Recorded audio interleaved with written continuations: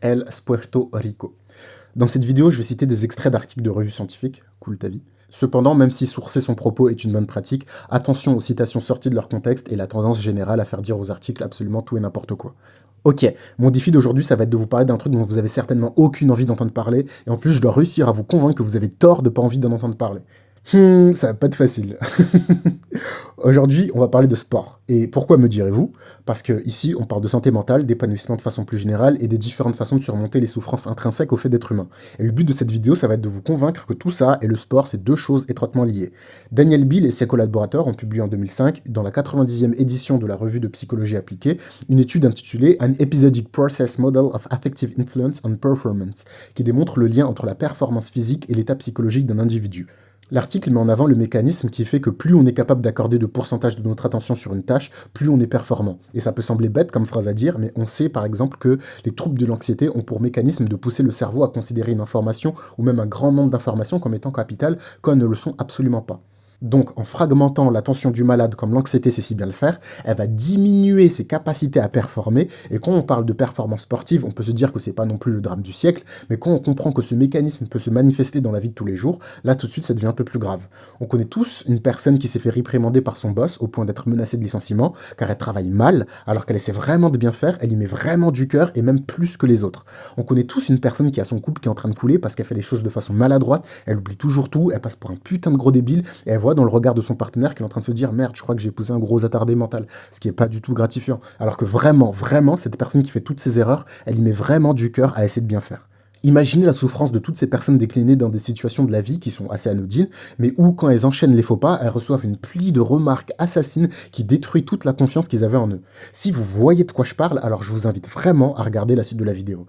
Dans leur étude, ils citent la phrase suivante. If an individual is burdened with too many tasks or distressing stimuli that require processing power, performance on one or all the tasks declines. Et c'est horrible de se dire que c'est exactement le vice de l'anxiété généralisée. Mais là où cette citation devient encore plus intéressante, c'est avec la métaphore du processeur. En effet, si le cerveau est un ordinateur, alors la capacité mentale de traiter une ou plusieurs informations à la fois peut être comparée au processeur. Un processeur est un composé informatique situé sur la carte mère d'un ordinateur qui lui permet de réaliser des tâches en simultané, mais un processeur a une capacité limitée en gigas. Tant que les tâches que vous lui demandez de traiter rentrent dans ces gigas, le processeur fonctionnera parfaitement. Mais dès que vous lui demanderez de traiter une tâche qui dépassera sa capacité, les performances du processeur vont drastiquement se dégrader, pour cette tâche, mais aussi pour toutes les autres. Et là où cette métaphore elle fait mouche, c'est dans le fait que deux individus peuvent avoir exactement les mêmes capacités mentales, les mêmes capacités en gigas, mais si une personne est atteinte d'un trouble de l'anxiété, par exemple, et l'autre non, alors la personne malade performera moins et pourra souffrir du fait qu'elle constate qu'elle est en situation d'échec et se sentir nulle, alors que techniquement, de manière très concrète, elle n'a pas moins de capacité qu'un autre. C'est juste son cerveau qui a une façon très maladroite de traiter les informations. Ils disent plus loin dans l'article, for example, work, family issue, stress, or a lack of interest in one job, all create task irrelevant thoughts that interfere with episodic performance. Et c'est hyper intéressant parce que pour le coup, la problématique, elle est beaucoup plus sociologique que psychologique.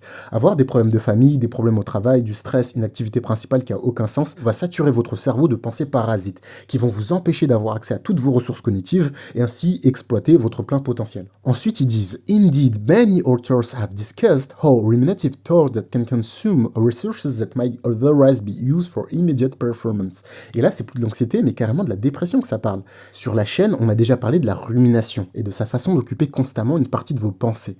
Et c'est fou la façon dont la métaphore informatique est fait encore mouche, parce que la rumination fonctionne exactement comme un virus. En effet, il existe des virus dont le but est de faire traiter des tâches en arrière-plan à votre processeur, sans que vous le sachiez, pour qu'il soit constamment saturé et qu'ainsi votre ordinateur devienne lent et que vous ne puissiez plus travailler dans de bonnes conditions. Et la question qui se pose, c'est si la rumination fonctionne comme un virus, alors existe-t-il pour ce type de trouble une sorte d'antivirus? Et la réponse c'est suspense. Donc on enchaîne avec la citation suivante qui dit Recently, Murevan, Burmeister and their colleagues have demonstrated that effort at self-regulation require a particular regulatory resource for successful operation, and that this resource is qualitatively different from the cognitive resource that we described above. Murevan and Burmeister used a muscle analogy to describe the operation of these resources. Like a muscle, regulatory strength is at its maximum after a period of sufficient rest. As these resources are used through regulatory activities, their strength decreased. This is the process of regulatory resource depletion. Ok, c'est bon, on arrête, on va demander à quelqu'un d'autre de lire ce truc. Muraven et Baumeister mettent en avant une analogie qui pour le coup tombe sous le sens. En effet, ils comparent la capacité d'un individu à discipliner sa concentration à un muscle, et que ce muscle, bien que présent, a besoin d'être dans des circonstances optimales pour fonctionner de façon optimale.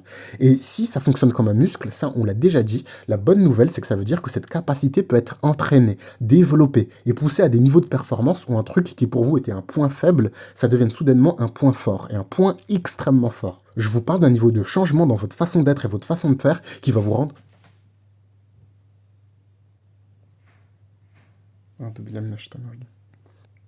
Je vous parle d'un niveau de changement dans votre façon d'être et votre façon de faire qui va vous rendre méconnaissable. Là, ce dont on parle, c'est l'état de flow.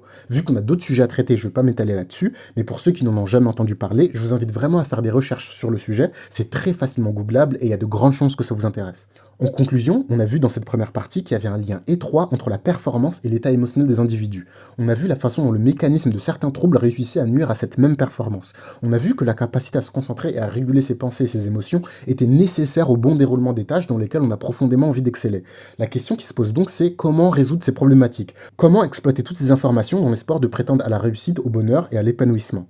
La réponse, elle est dans le titre, c'est le sport. Bien évidemment, lorsqu'on manifeste des troubles psychologiques plus ou moins sévères, le premier réflexe est de solliciter l'avis d'un professionnel de la santé mentale dont la légitimité est reconnue par la société. Ces mêmes professionnels, après vous avoir reçu en consultation une ou plusieurs fois, envisagent éventuellement une thérapie, parmi les nombreuses qui existent, et ou un traitement médical, parmi les nombreux qui existent. Cependant, il vous posera aussi des questions sur votre style de vie dans les aspects qui vont au-delà de vos symptômes. Faites-vous du sport? Cette question vous sera étrangement adressée dans l'enceinte du cabinet de la quasi-totalité des thérapeutes, comme si c'était une énigme à résoudre pour être acceptée au sein d'un groupuscule occulte voulant vous adober lors d'un rituel initiatique. Et cette question pouvant paraître anodine cache en fait une incroyable vérité. Le sport serait une des nombreuses clés cachées par Dieu sur cette terre pour atteindre le bonheur. Et sur un ton plus scientifique, le bonheur serait en fait un phénomène multifactoriel et celui-ci aurait tendance à être induit par une pratique sportive régulière. Il y a des centaines et des centaines d'études qui traitent de l'impact du sport sur notre humeur, sur notre santé, sur notre rapport à la société, et toutes concluent que c'est une pratique qui favorise l'épanouissement de ses pratiquants. Dans The Encyclopedia of Applied Psychology, on retrouve un article du docteur Aidan Moran de l'université de Dublin, pour ne citer que lui, qui a travaillé sur le sujet même que l'on vient d'aborder, le lien entre le sport et la concentration. On poursuit avec la partie suivante qui va traiter des neurotransmetteurs. Comme on l'a déjà dit sur cette chaîne, votre cerveau est composé de neurones. Ces neurones forment un réseau complexe de cellules dont le bon fonctionnement vous permet de mener une vie normale et de réaliser les tâches du quotidien.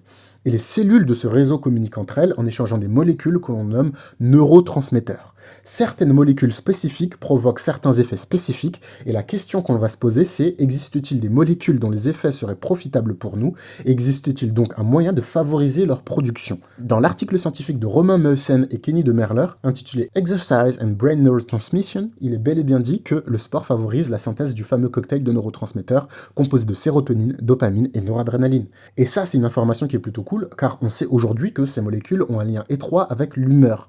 Attention à ne pas tomber dans les pièges du passé et dire que les troubles mentaux sont provoqués par une trop faible quantité dans le cerveau de ces trois neurotransmetteurs, mais par contre, on peut bel et bien dire que la sérotonine est une molécule qui est liée à un sentiment d'agréabilité, que la dopamine est liée au sentiment de plaisir, de récompense et même d'addiction, et que la noradrénaline est liée au sentiment d'attention et de vigilance. Donc, pratiquer une activité physique régulière va donc avoir des bénéfices à court, moyen et long terme sur votre santé mentale. Ami Darasi, Seyede Shiva Davdan et Katsuhiko Suzuki ont mené une étude sur des sujets ayant les terminaisons neuronales abîmées par l'abus de méthamphétamine, et leurs résultats leur permettent de conclure qu'une activité physique et sportive régulière leur ont permis d'augmenter malgré tout leur taux en neurotransmetteurs. Anishka Verma et Amritashish Bakshi ont mené une étude sur l'effet du sport sur l'ADHD, en français, trouble du déficit de l'attention, avec ou sans hyperactivité.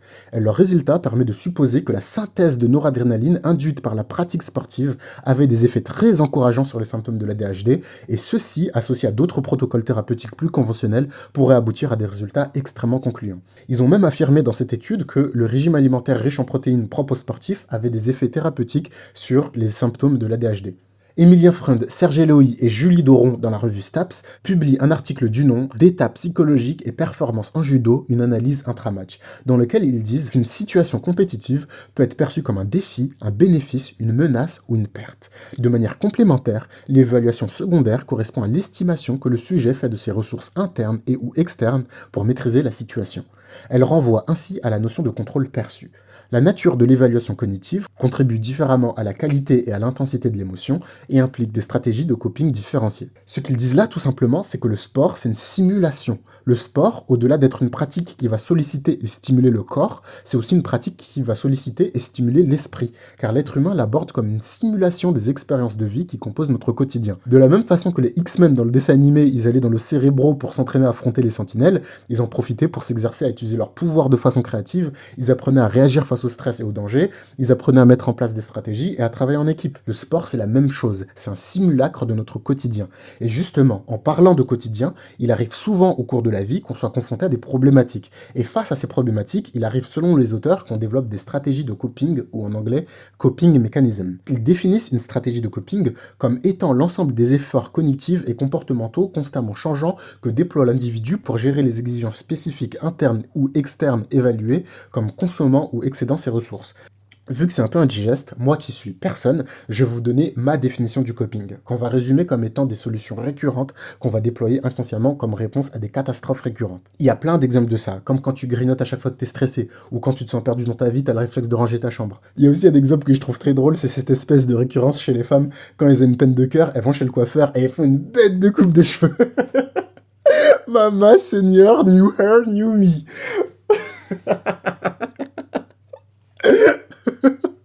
Mais, mais plus sérieusement, l'exemple le plus parlant selon moi, c'est quand Damso il dit « Vous les femmes c'est toujours pareil, quand le drame s'abat vous pleurez, vous les hommes c'est toujours pareil, quand le drame s'abat vous courez ». Et c'est aussi pour ça que les sportifs, dans leur interview, quand on leur demande « Le sport ça vous a apporté quoi dans votre vie ?», ils répondent toujours « Ça m'a permis de mieux me connaître ». C'est vraiment une phrase qui est récurrente, je sais pas si vous l'avez déjà remarqué, ça m'a permis de mieux me connaître, ça m'a permis d'en apprendre beaucoup sur moi-même. Alors qu'en soi, si tu prends le truc de façon purement littérale, ça veut tout dire et rien dire, surtout dans le contexte du sport. Mais si on se base sur l'article scientifique, ce qu'ils essaient de dire, c'est que dans la mesure où c'est une simulation du réel, comme par exemple les sports de combat, où t'es confronté à un être humain qui te veut du mal, ou de situations pseudo-réelles, comme par exemple l'équitation, où la simulation, elle porte pas tant sur le cheval, mais plutôt sur le fait que c'est juste une compétition que t'as vraiment envie de gagner, au point que dans ta tête, tu mets le même niveau de tension que si c'était une question de vie ou de mort, ben ça te permet à chaque entraînement et compétition de te retrouver face à des obstacles, des problématiques, et sans que tu t'en rendes compte, de façon complètement inconsciente, ton cerveau il va tirer des conclusions de ces expériences. Par exemple, si tu t'entraînes dur et qu'à la fin tu gagnes, ton cerveau il va se dire « Ah, en fait, dans la vie, dans la vraie vie, je peux tout obtenir tant que je fais beaucoup d'efforts et que je suis sérieux. » Alors que si tu tombes à cheval une fois et que tu décides de plus jamais remonter, ton cerveau il va se dire « Ah, en fait, dans la vie, dans la vraie vie, je dois vraiment arrêter de prendre des risques, sinon un jour il va m'arriver une dinguerie horrible. » Et c'est une anxiété que tu vas vraiment garder en toi. Et c'est en ça que le sport, c'est une des activités thérapeutiques les plus efficaces. Parce que en théorie, tu es entouré de camarades et de coachs qui vont tout faire pour t'encourager à te dépasser. Ils vont créer un environnement où effectivement l'échec existe,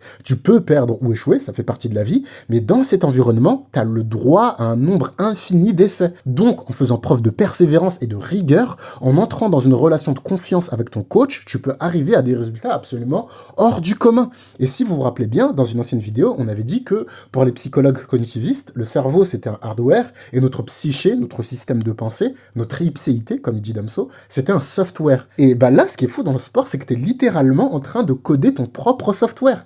Toutes les qualités que tu admires secrètement chez les autres, au point que ça te frustre, tu pourrais toutes les développer sur toi-même en trouvant la pratique et la manière de pratiquer qui te correspond. Si tu veux devenir quelqu'un de plus à l'aise en société, fais du sport. Si tu veux devenir quelqu'un de plus courageux, fais du sport. Si tu veux devenir quelqu'un que les gens voient comme un leader, si tu veux devenir une personne qui procrastine plus jamais et qui va au bout de tout ce qu'elle dit, si tu veux avoir le sentiment d'avoir accompli quelque chose de grand et de faire partie de quelque chose, si tu veux devenir une personne qui a plus de facilité à exprimer ce qu'elle ressent, que ce soit à ses proches ou à des inconnus, ou si tu t'en bats juste les couilles de la société et de la terre entière et que tu veux juste t'aimer et avoir de l'estime pour toi-même, parce que tu sais au plus profond de toi que tu as une valeur, même si les autres la voient pas, tu sais que tu as une valeur, bah fais du sport. Et je le répète, je te dis pas de faire du sport en te calquant sur le voisin, fais les choses à ta façon, selon la formule qui te correspond. Tant qu'il y a une notion de défi et de progrès, que tu mesures tes performances et que tu fais preuve d'ingéniosité, de discipline et surtout d'humilité pour trouver des moyens d'améliorer ta situation par rapport à ta santé physique et mentale, t'es sur le meilleur chemin possible, laisse personne d'autre te convaincre du contraire.